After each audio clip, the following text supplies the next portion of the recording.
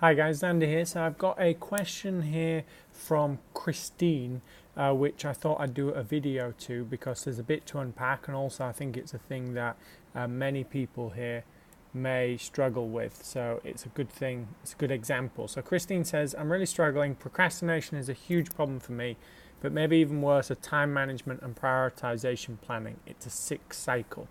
So let's cover both those because they are kind of related, the procrastination and the time management. So first of all, procrastination, as we talk about in the StriveX program, there's different forms of it. Is you can be procrastinating in a way, let's say you've got this thing that you know you're supposed to be doing. You can be, sat on the couch watching Netflix, something that is not helping you in any way. You know it's that you're just not doing the thing you're supposed to be doing, and you're completely doing something that is not valuable and not productive. Versus the other thing is you can also be doing something else which isn't as much of a priority but is still useful in essence. And there's different reasons why that could happen. So I would say the former one, the one where you're just doing something that's not valuable at all, might be that you just don't have the energy, you don't have a clear enough why for that thing. Also, maybe there's some fear around it.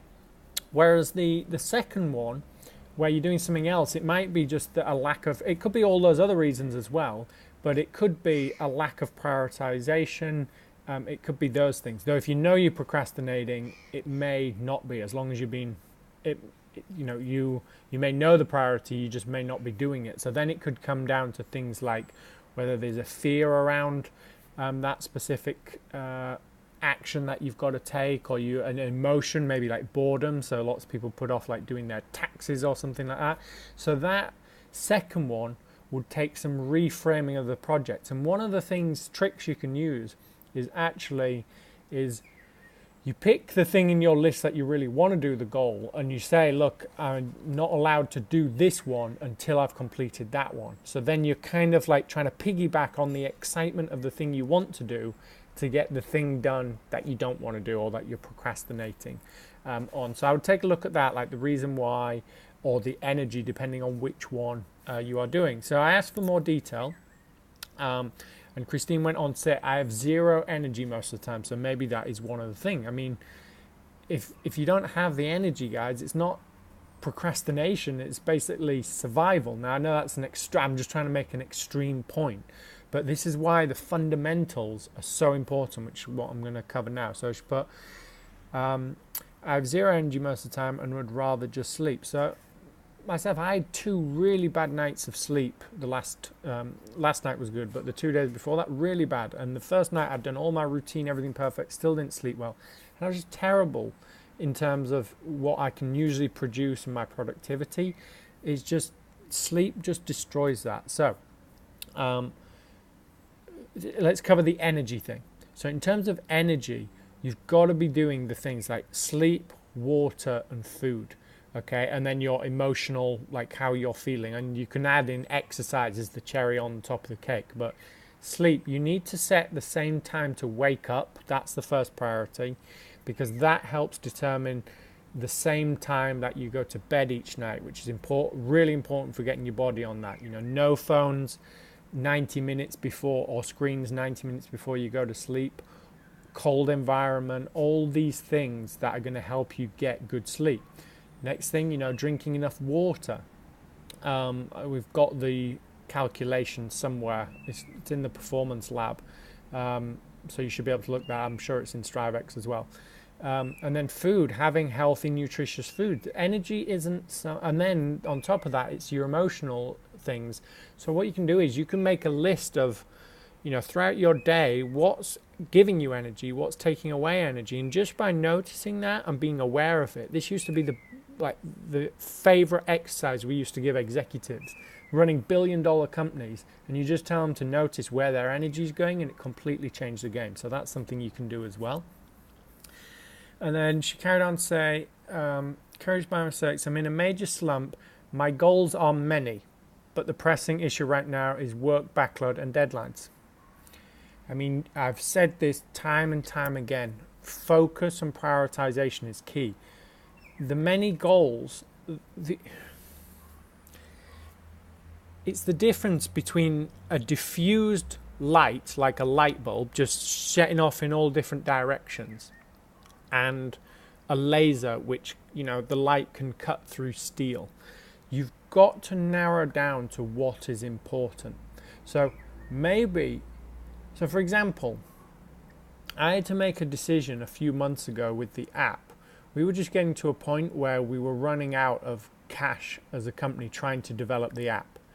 And even though that was my big goal, and to have this massive community with software and education, everything that can help millions of people, I had to stop doing it. I had to completely let go of that goal, shut down everything, because otherwise the company wasn't going to survive. So in terms of the backload and deadlines, that was me reaching a deadline of, okay, the main priority now is we need to get cash again. We need to keep the business alive.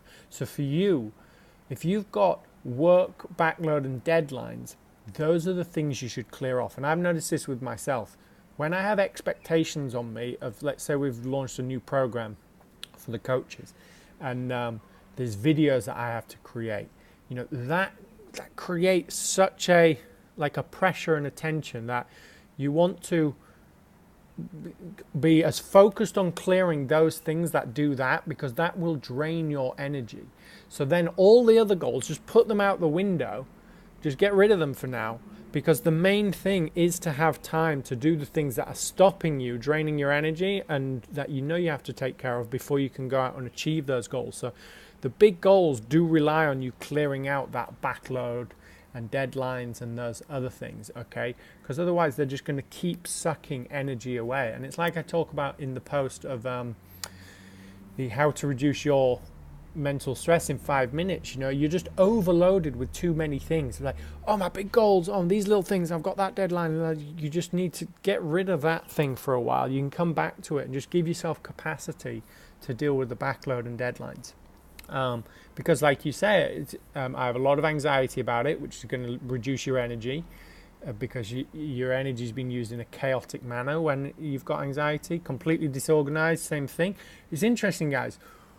When you let things like that change your physiology, so your physiology at the deepest level is in anxiety and chaos, everything comes through you and transcends into the outside world.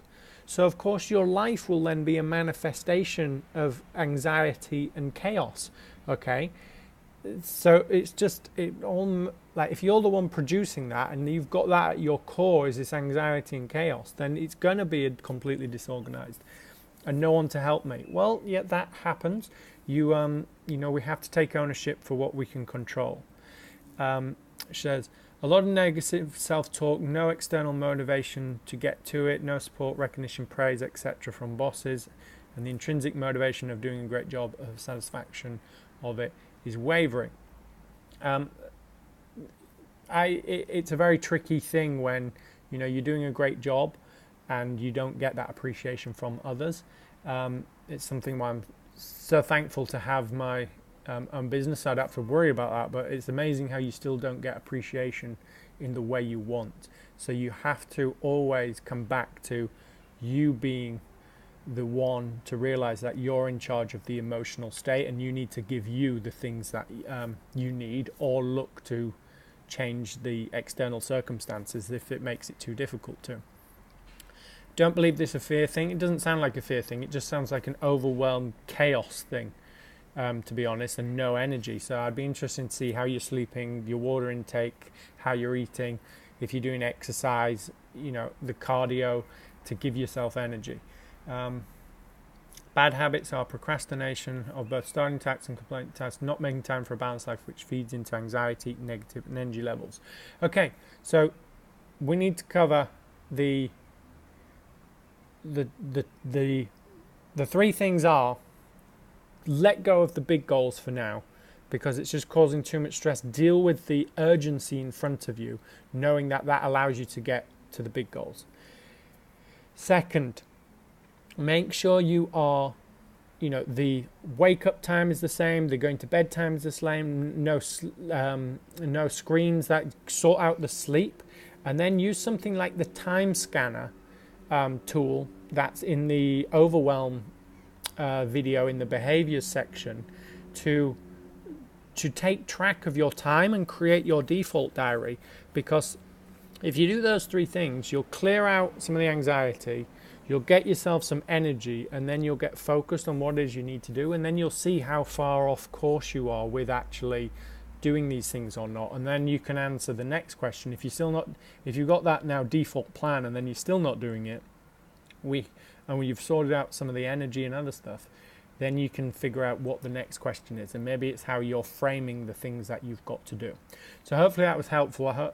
Sorry it went on a bit longer, but I hope that was useful in order to give you some coaching on how to deal with these things. If you've got other questions, post below, and I'll do follow-ups in video or writing, depending on what makes sense. All right, thanks guys.